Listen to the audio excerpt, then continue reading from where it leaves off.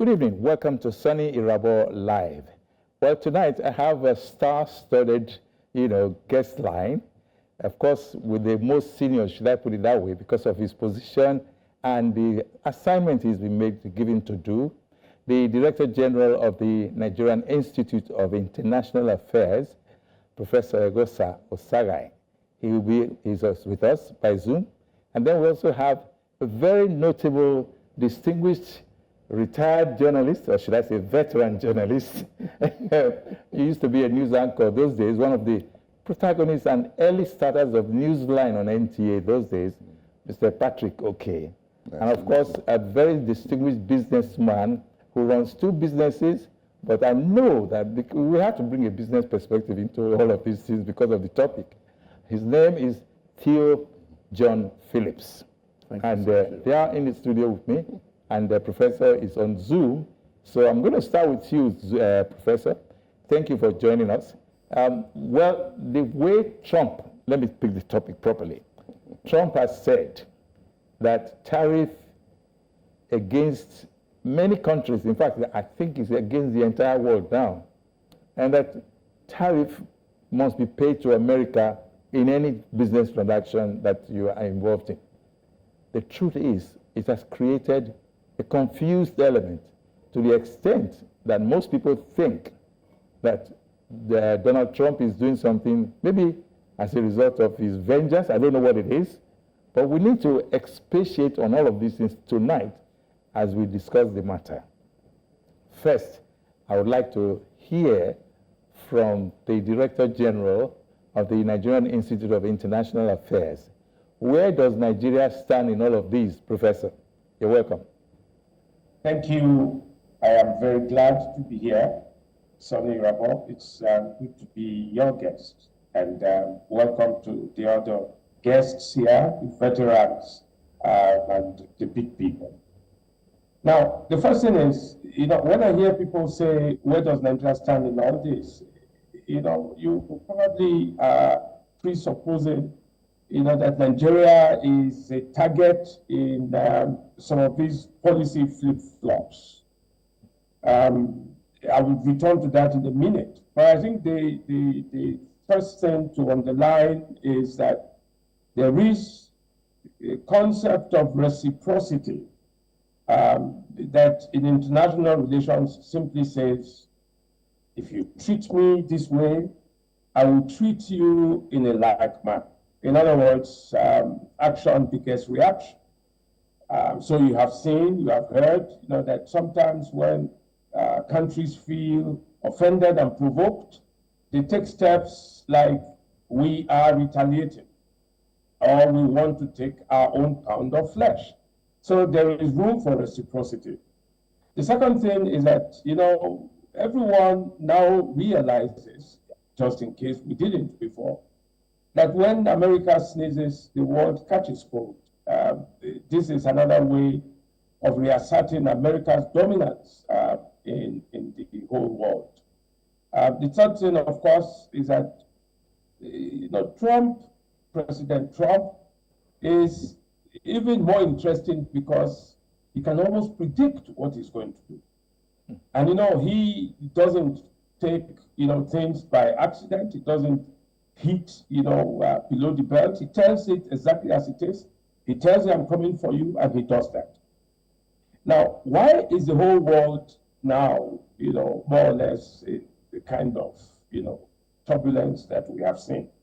First, this is only one of the other faces of the turbulence that has characterized global politics over the last decade and more. Everyone says it's a new world, it's a new global order. It's still in the process of evolving. We don't know yet what it is, but it is an evolving global order that is characterized by uncertainties, unpredictabilities, vulnerabilities, several risks, and so on. So what does this mean? President Trump, wants to reset the agenda, from the American perspective. Some say he's not shy to take on whatever he wants to do as long as it's American interest that is to be served. So he has made some very bold, some may say reckless statements in the past, immediate, past. He's talked about Mexico, he's talked about Canada, he's talked about, even Panama, he's talked about every place. And, sometimes people are saying, are we hearing right? This is like, it's brute force, and the assertions, are backed by American power, and why not? There's a school of thought in international affairs that talks about the realism. What's the reality on ground? It is the fact that America is probably the most powerful country in the world. But here's the point. For a long time, when Trump took on China, it was as if, well, it's tit for tat. China is challenging America, and China is a new hegemon. So we expect that it would be superpower politics. Now, all along, Europe was on the side of America. Now, this is the reality of the post-Second World War era. That's been, the dominant force all the time. What many people refer to as the neoliberal domination of the world by the West. The West meaning the United States of America and its European allies. Okay, let me... Now, here's President Trump, who is reevaluating, what all of these things mean for America. He is not shy to say, make America great again. And that means you put America first. And how do you put America first in all of this? He says, there's no way you can separate what happens outside America from the domestic, the domestic scene. So America needs to get back to being the center of manufacturing. America needs to get back to being the center of capital. America needs to get back to having, a resilient citizenry. America needs to create jobs. America needs to have a robust economy and so on. And he says, for too long, we haven't had this kind of America because we've been subsidizing the rest of the world. Now, so if you like, it sounds very harsh, so to speak, but for the first time, the Europeans, especially Western Europeans, are beginning to rethink, what American leadership has meant and how it has affected them. In the most recent past, it looks like, well, there's a recalibration of tariffs, and this is a new instrument. It's not so surprising. In his first coming, President Trump did similar things. But because the target at the time was China and, the other countries that, were like common, not enemies, but, common opposite, there was a coming together of minds. Okay. Now, it is therefore easy to say, has Nigeria also been part of what has made America any less powerful? Okay. Now, this is what the tariff regime is suggesting. Now, we had the AGOA, the preferential trade agreement that, made some exceptions for African countries. Now, one of the worst hit today is Lesotho, because the tariff, that has been slammed on Lesotho is out of proportion. Lesotho is, not a very rich country. Lesotho is a struggling country. It's a very peripheral country. But you ask yourself, what is the proportion of Lesotho's trade with the United States of America? It's, I'm sorry to say, it's quite negligible. Yeah. So another way to put it is, those that, we think we can do business with, we will do so. But those we think are very peripheral, that have looked like, they've been sucking and sucking and sucking, like parasites will do, are the ones that are hardest hit. And you also find that, President Trump, in this recalibration, has also differentiated. Take what, he has done to the UK for us. The UK is not a member of the EU anymore. But its tariff thing is 10%, whereas the others are getting 20 and 24 and so on and so on. Now, but I think that it's going to take time. There are those who say, can there be retaliations? Now, the point about retaliation or even reciprocity from the other end is that, many of the countries are not at the level of America. That's where I want to. Nigeria, for instance. Yes. What the content of the trade that Nigeria has with America. Right. That's why I want to involve the others from what reciprocity, that word. Yes. And I'm going to involve Patrick Oke and Theo John Philip. Reciprocity, Patrick, to you is like vengeance, right? Payback. Well, you do me, I do you. God no go vex, Abi. Yeah, well, kind of thing it is. But if it is reasonable, what the Prof is saying, a lot of the things he said is, Trump says, I want to make America great again. Right. And he feels that America has been spoon-feeding a lot of the countries. And if you have a prime country like America, everybody wants to trade with you, everybody wants things to do with you. What do you have to hold as what you can use to improve yourself? It's just like you have the product. Everybody wants the product, and you want certain things for yourself. So what do you do with the product? So Trump thinks America is a product. Everybody wants to trade with America, and the market there is huge. But America made itself available. Yeah, well, at the time, that's what Trump is saying, that time is over. They're not ready anymore to spoon-feed anyone, particularly when they're not getting any kind of a reciprocal gesture from anybody. Everybody is like, want to stand off against America and so on. And the people, America has spent a lot of dollars to look at USAID, for example. Which country just decides to be giving billions of dollars to help other people, although sometimes you can see that the money given also sort of promotes their interests, which what everybody does. People say America is protecting its interests, projecting themselves. Who doesn't? Traore is dead now. He just came in a couple of months ago. He's already projecting himself. We're seeing TikTok every day in Nigeria. Say, oh, this is the great person. This. He's projecting himself. When he puts up a building, we hear it in Nigeria. When he ties a road, we hear it in Nigeria. So you ask yourself, what is he projecting himself for? Who doesn't project themselves? So if Trump says he wants America to be great again, and he wants to use what he has, it's just only fair. You can say, well, it can be overreaching, it can be a bit, inconsiderate, but that's what he wants for now. Okay, well, let's say something that I see a bit strange in all of this. The fact that, there is a global meltdown. All the stock exchanges are going red, For now. For now. They'll stabilize. And what do you see as a businessman, Theo John Phillips? Well, good evening. What Trump is doing? Good evening, sir. I'll tell you very quickly, a very small story. Yeah. I was at a pool party. Everybody dressed evening suits and all that. Women dressed in a black suit tie. But it was a pool party. And one of my friends, I don't know what was wrong with him.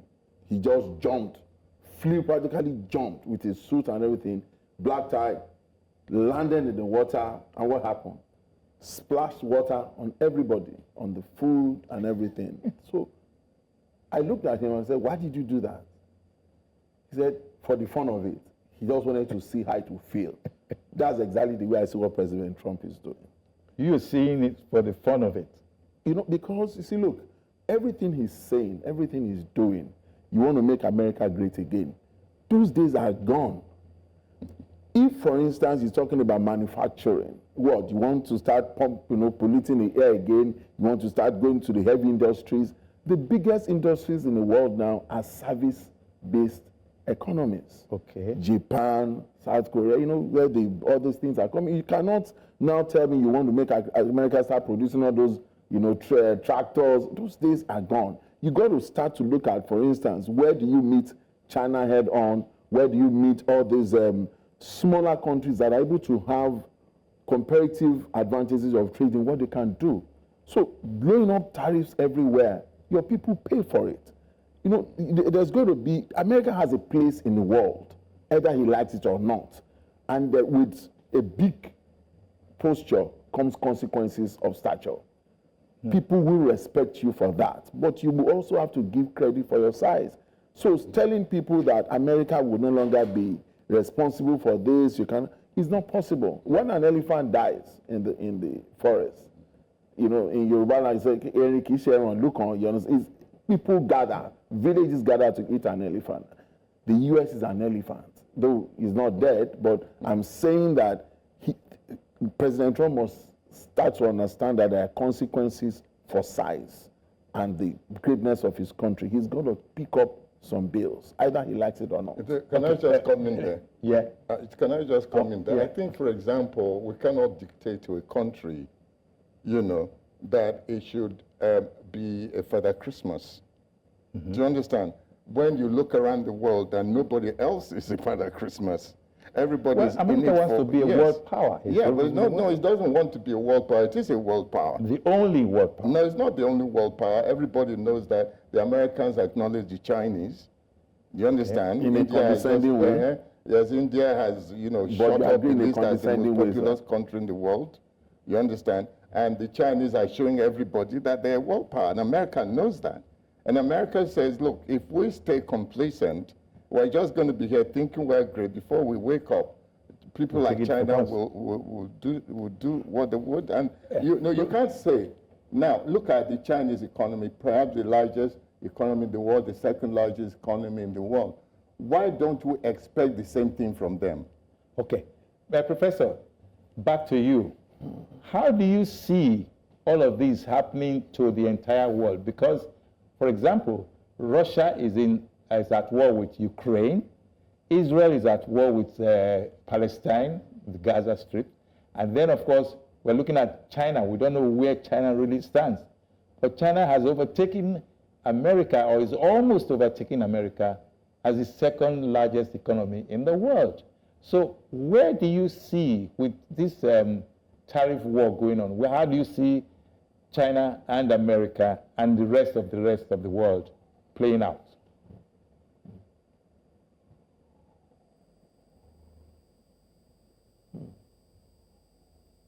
Prof? Yes, Professor. We can't hear you. Unmute yourself, please. Can you hear me now? Yes. Can you hear me? Yes, we can hear you. Thank you. What America under Trump is saying is every situation offers an opportunity depending on whose side you are on. Okay. I mean, so the war in Ukraine, for instance, has opportunities that, America now sees for strategic minerals. And, it is going to approach that war from the perspective of what's in it for America.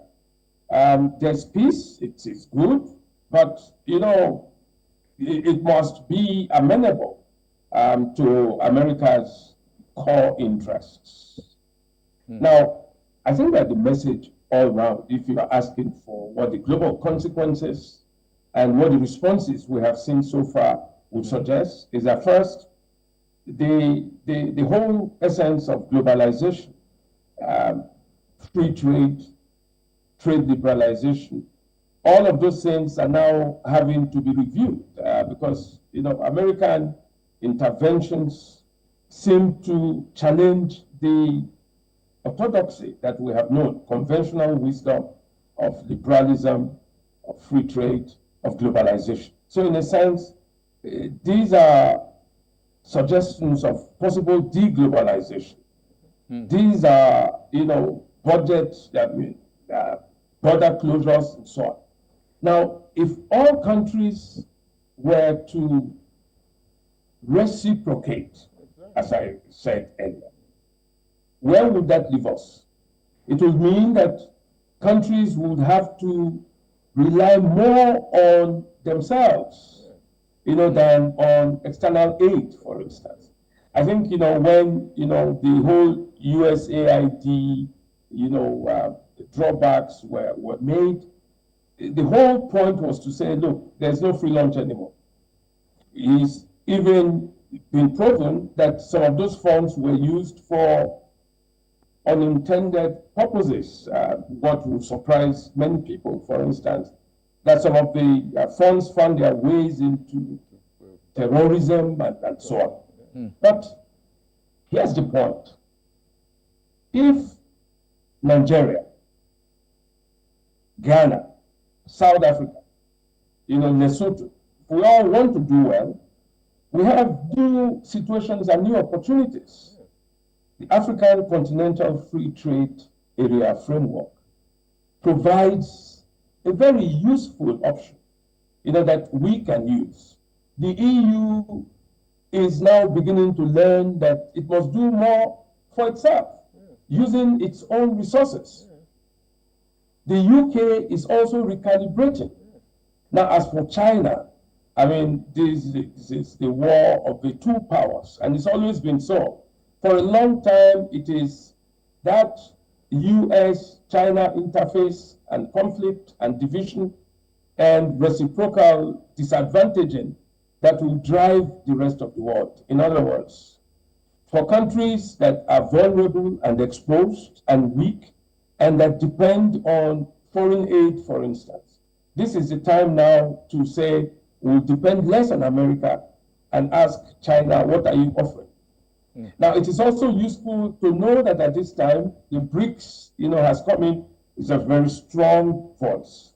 It is the one that is saying we can provide options and alternatives, because all of these things would have consequences for the Bretton Woods institutions, the World Bank, the IMF, and the WTO, for instance. All of these things would have to adjust to the assault on free trade, the assault on liberalism. And so it's in the coming days, we'll find more and more that countries are going to go into protectionism.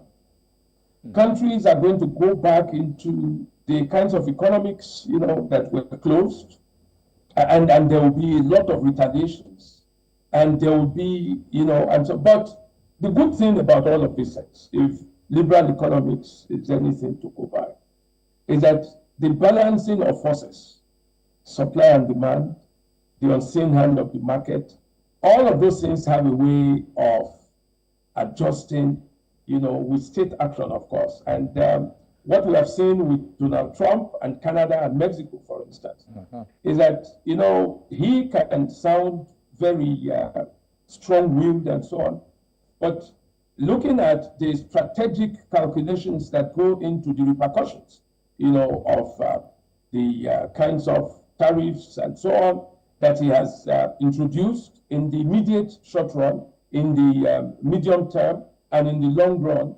the whole situation is open to further adjustments and refinements. Okay. So all right. I think that, once the overall consequence of what the rest of the world is, doing in response gets to be known, there will be adjustments, and there will be new balances, and there will be new calibrations. So this is not the end of it. It's pretty much work in progress. Yes. Theo, Yes, sir. you've listened to what the professor just said, and there are things that are burning my mind here. Protectionism. Where does Nigeria stand in all of this? Like layman's angle to it, protectionism, what it does, it can't help us. Our balance of trade, our level of development in the economy. So what? We impose all those tariffs. Now, okay, we also go back into and say, okay, we also want to also reciprocate. For instance, how do we reciprocate? Based on what?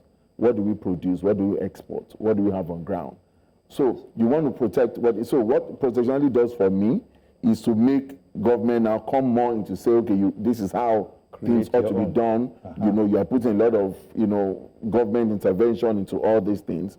There are costs attached to all these things, And then again, you have to look at it. For me, my own point of view is that if you do all those things, trade negotiations takes a long time to put together. Years to put together. Once you come in with these disruptive tendencies, I'm not for, yes, I love what the DG has said, all these things, yes, shake up the table, even break the table or whatever it is he's trying to do. But the way the world is for me, the world needs a little bit of peace. Didn't it make other countries more Stand up. You know, you just sat back. Yes. It became laid back. But he now woke us up. Yes, can I just say something? Cost, sir? At whose cost? Can That's I say something? Okay. Listen, you know that everybody is so interested in what is happening in America. Also, already indicates how great and important and significant America is to the world. I mean, here we are talking about a country.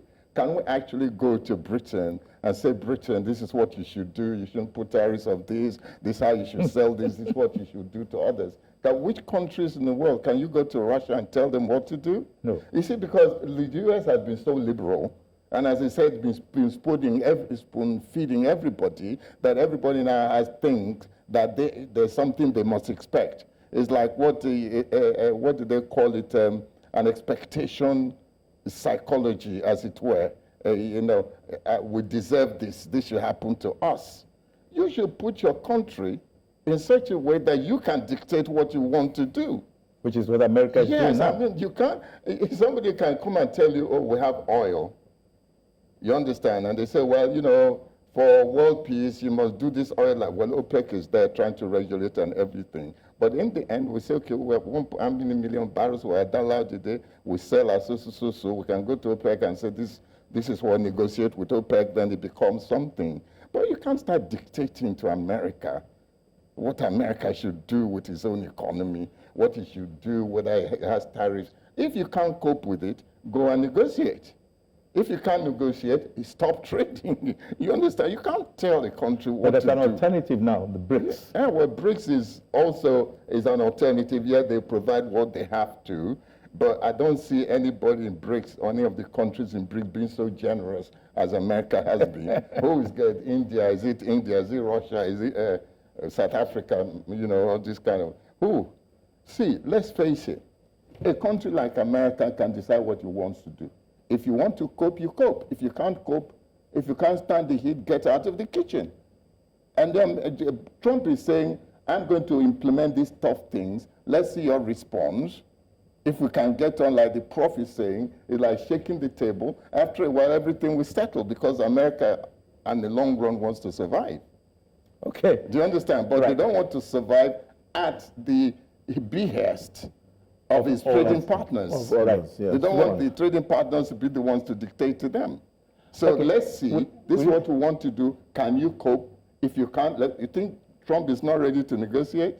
We'll take a short break. When we come back, we'll be looking at the new world order.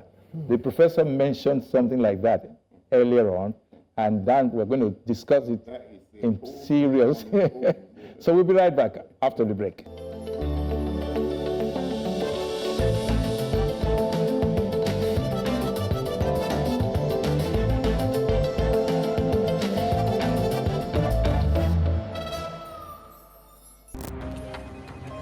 Well, you asked for it. And New Central has delivered.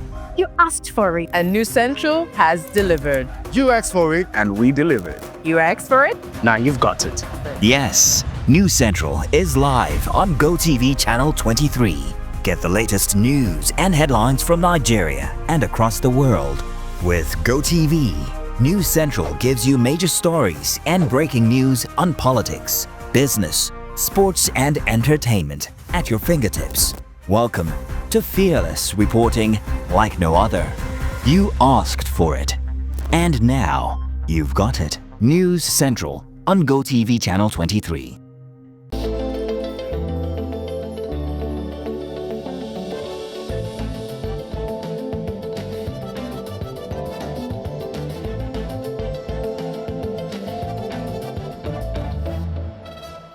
Welcome back.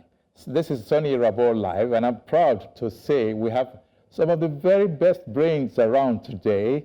Of course, starting with Professor Eghosa Osaghae, who's the Director General of the NIIA. Of course, we know when it comes to international affairs, that's the first place to go to.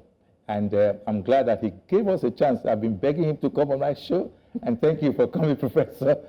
Now the question is, okay, yes, Patrick Oke and Theo John Phillips. New world order. With the way things are going, is Donald Trump aiming at something that he wants to control the world, Professor? Aiming at controlling the world. He has not, been diplomatic about that at all.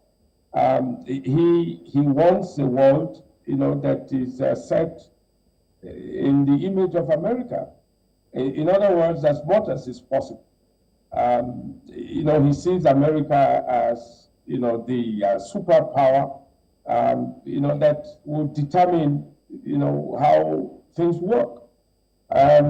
Now, it's always been the kind of contention in international politics, that they say nature abhors a vacuum. We've had hegemonic power, we've had dominance, we've had the global north, we've had the global south, but all of these things just simply center around one point: supremacy, domination, and, pure power politics. Many times, just as I'm sure, let me call Phillips my comrade, he has said, for the sake of peace, the sake of prosperity, global prosperity and balance, there will be give and take. But, when you are a superpower, chances are that, you can be benevolent, but, it's very guarded benevolence. It doesn't mean, like Patrick Oke said earlier, you are not Father Christmas. You can be. America has been Father Christmas, to a large extent. And the truth be told, it is still Father Christmas for many of those things. But think of it. The bulk of the funding for the multilateral organizations, including the UN, including the World Health Organization, including the WTO, including all of these major multilateral platforms, can only be what they are when they are properly funded. I mean, there are, units within the UN that are having to slow down because American, funding has reduced. So, but like I said, what does the rest of the world want? This is where we should be headed. I think, that the rest of the world now must say, this is the situation we are all facing. Are we going to let America run through all of us and do what it wants to do? China certainly has said no. So China responds the way it has responded. The European countries, Germany, France, and even the UK have been quite strong, in their response. South Africa, from Africa, has also been very strong. That in the particular case of South Africa, unfortunately, there have been all kinds of one-on-one developments that, have not been very, very kind to South Africa itself. So I think, we are going to have more superpower contestation. That means that, for instance, disarmament, which we have all angled for, is going to be in reverse because there are going to be, countries that want to rearm. The other day, Germans are no longer shy. They say, we have, reduced our defense budgets, but we should go back. It also means that, there will be viable alternatives that people have to work out for themselves. I mean, I see that BRICS, for instance, is fragmented, yes, but it does provide some options, especially for the weak and vulnerable states of the global south. Now, many of our countries in Africa are in dire straits. They belong to the category of what we call fragile states. Now, state fragility is a big problem. And, state fragility combined with, food insecurity and so on will just mean that these countries, would fall more under than be on top. It's also a time when countries in Africa and the rest of the global south, would have to be very careful, because now we are up for grabs in the evolving power dynamics. Everyone sees that, if you get a foothold in Africa, for instance, with the strategic minerals that we have, that gives you some kind of advantage. Now, America has not addressed that very directly, but you can see that America is playing strategic minerals politics all over. And it is ready to say, we'll do business with you if you give us a good deal. And, it has proven that, it has shown that in Ukraine. And some say it's the bully tactics, but America knows what it wants. So it is the rest of the world that would now have to respond to the American challenge under Trump. But like I said, these challenges are negotiable. Because, you hit first and there is devastation there. Another, retaliation might even be more devastating. And that's why you have seen very clearly in the case of Canada and the case of Mexico, Trump mellowed down, and then gave new timelines. It's like, let us wait and see. But don't also forget that the domestic environment in America itself is going to be key to all of these things. You're dealing with, very strong anti-migrant, issues. You're dealing with, issues of affirmative action and saying that those kinds of things have to stop. We would wait to see, how he's going to be able to create a good balance between the turmoil that, he's thrown the entire world into, and the turmoil that America itself is also going to witness. I think those things would help, to balance the forces. All right. Yes, I want to ask you, Patrick. Yes, listen. If we talk about this immigration thing, Yes. Trump has not kicked against legal migration. No, he hasn't. He's saying all of you have come into this country illegally. And some of you are not willing to abide by our laws. Which country will just sit back and allow illegal immigrants to just roam free? Now, because of this, before that Christmas spirit of America, everybody now say, Trump is against immigrants. No, Trump is not against legal migrants. Do you understand? We must draw this. The countries in Europe today, you see all the boat people coming into England, France and so on. Is anybody happy about that? Don't you see them every day and what they're doing to stop them? So why is it difficult if America now says, please, if you want to come here legally. Get your papers, go to the embassies, get the normal process, and you're welcome. But if you're here illegally, you're not welcome. Is there anything wrong with that? There's nothing wrong with that, but there's something I need to find out. The world order, the new world order. See, why they're attacking Trump, seriously, is because he is against the world order that wants to emerge. They talk about, energy now. They was talking about energy, and they're talking about renewable energy, how renewable energy is going to create a healthier atmosphere, is going to make people this, and that. Do you know what? Renewable energy, everybody doesn't have access to it because the technology is not the same everywhere. No. But you see, now talk about fossil fuels like oil and gas, or gas is, Which we cannot do without. Right. Take a country like Nigeria, for example. Without oil, we're almost useless to the world. Do you understand? So God has made it in such a way that we depend on each other. There's some with the natural resources, some who need it. We have the natural resources, Europe needs it, or the West, or whatever developed country needs it. So we become relevant because we have natural resources.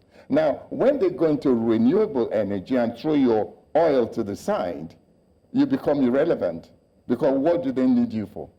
So they will have the technology, they will have the products to drive it, they will have a place where they don't need you, so where do you come in? So when you talk about this renewable energy, this and that, carbon emission, all the same the way of a global plan is coming into place. where the less privileged countries will become even more useless because they will not be needed to run the world economy. The products will be sidelined. With the way African countries especially are going, Yes. I fear corruption is a major factor, that we cannot manage our resources very well. No, Theo was telling Creditably. something, was that, listen, Yes. after all said and done, what is in it for us? How do we That's the become point. active players in this, In the whole spectrum of things, international thing that's what is starting? in That's it the for real African nations? But Address that. I'm a Nigerian. Yes. I really don't care for the rest of the world, just like Donald Trump.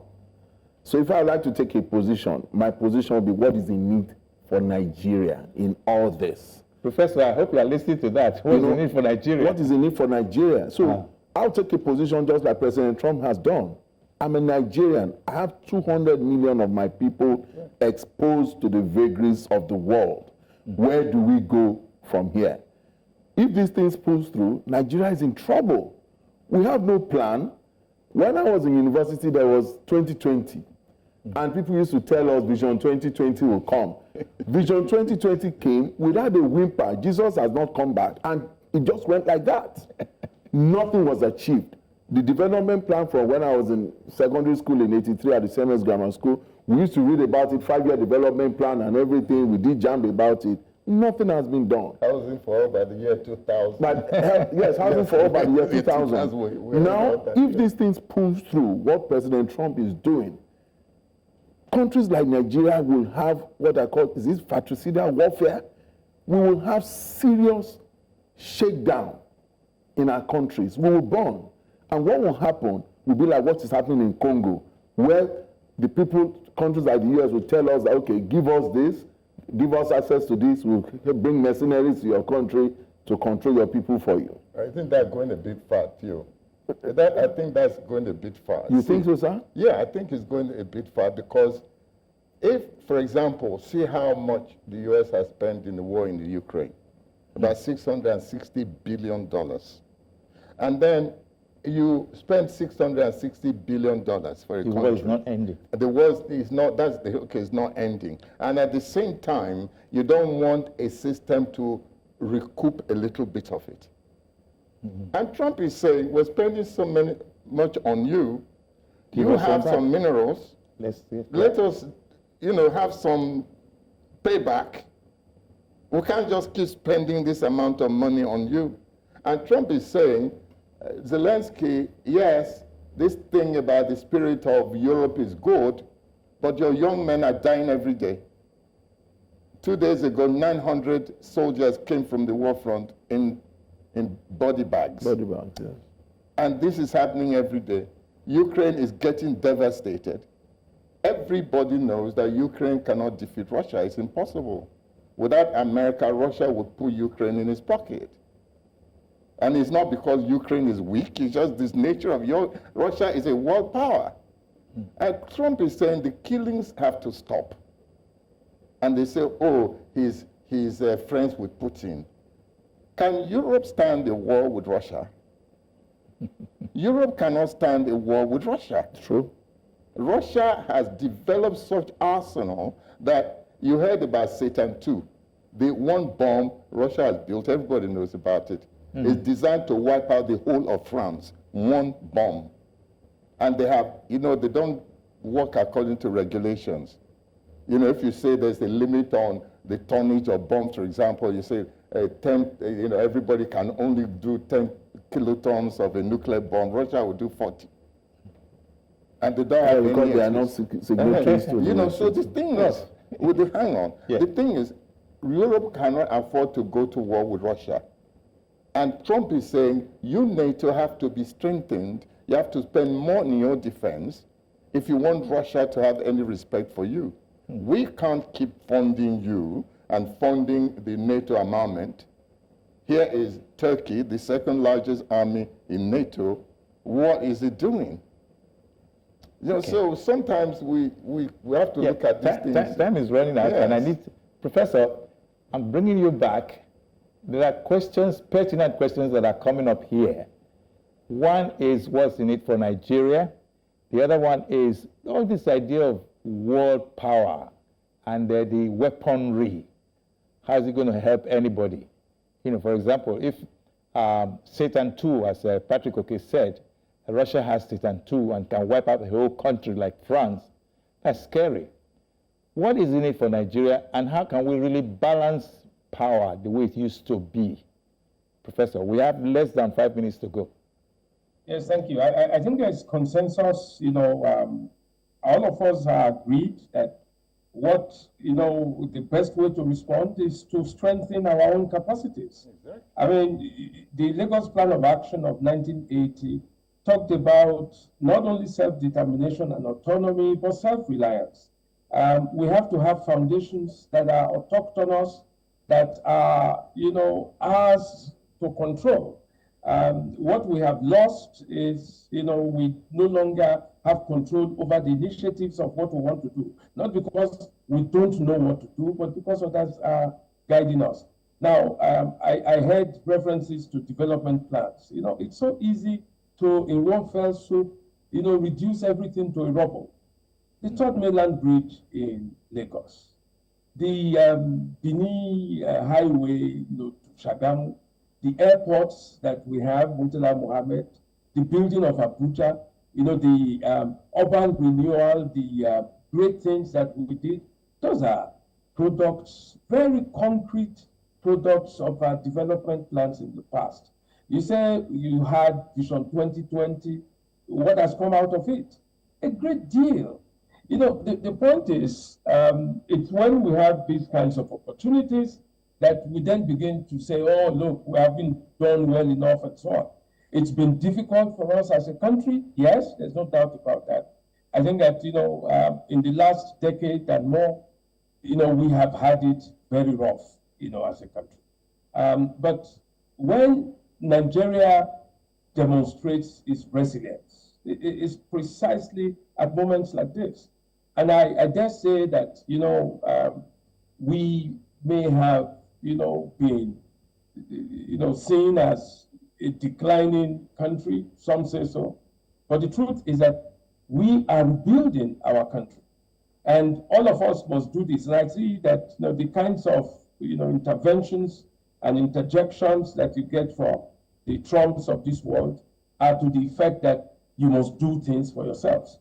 Trump has been very strong on that. Let every country work for its progress and its good. Your citizens are not to be cared for by other powers in the world, other countries. Your citizens are your citizens. So it is a message for Botswana, for Congo, and for all of us. And I think that given all the challenges that we have had, in the last 2 decades and more, the opportunities are not lost. The consciousness has been revived. I think there's the determination to overcome all of these things. We started this note on the fact that it's not only manufacturing, we're getting into the service sector. Nigeria has become a big service economy. You go all around Africa, what you find, Nigerian banks, Nigerian fintechs, Nollywood is there, our artists are taking over the world and so on. We need to focus more on our productivity, the things that will drive us into productive ends, the kinds of things that will revamp our economy. Nobody is going to do this for us. And I think that is the essential message that we have in these changing global dynamics. We must get back to ourselves and look for our solutions to our own problems. Thank you, sir. Gentlemen, 30 seconds each because we must sign off. Well, the Prof just hit the nail on the head. Yeah. I mean, Trump said before that he's not giving visas to your doctors, visas to your accountants anymore. Brain drain. Yes, go back and do and build your country. And that is the lesson we should get from all of this. Go back and build your country. God has given us the intelligence. Nigeria is one of the most resourceful countries in the world. We have a population that if you are able to satisfy the needs of Nigerians alone without export, you are made. 215 million people. So it's a wake-up call, as the Prof has said, go back Let us see what we can do here. Right. This the jackpine running to countries built by other people's sweats is not a solution. It's not. We're running away from our reality. Anyway, so Any message of partnership? Yes, DG, I wanted to say something. Sir. Please, the final message from me, please, because of your position, NIA, please, we need to get the message across. Nigerians are not lazy. We are available. We want to build our country. We are committed to building our, because we have no other country. I was talking to Uncle Soni before we came in here. We have no other place to go. Exactly. What we must do, and please let the message be clear, what is in it for Nigeria? Nigeria is our hope, is the hope of the world, is the hope of Africa. What we need is a sustained leadership, vision to say, this is, we need to write it out and let the people see the vision clearly. Right. We need to write it out. And on that note, I need to end this program, such a beautiful one, actually. Mr. DG, sir, thank you so much for providing your time for us. And honestly, we need people like you to, lend voice to this kind of very resourceful discussion. Please don't be quiet, DG. Please. You brought a topic, the world New World Order. New World Order. That is a whole topic on its own. Another day. Yes. Prof has some things he wanted to say. We will come again. Yes. That's what we will do. We'll come again. All right. On that note, I want to thank the Director General of the NIIA, Professor Eghosa Osaghae, Mr. Patrick Oke, a well-known TV anchor who was popping around the world. My favorite history. And Theo John Philip, Thank you, who's sir. a very staunch businessman. And of course, yours truly, Soni Irabor. I will always bring the best of the best. Thank you. Bye-bye now.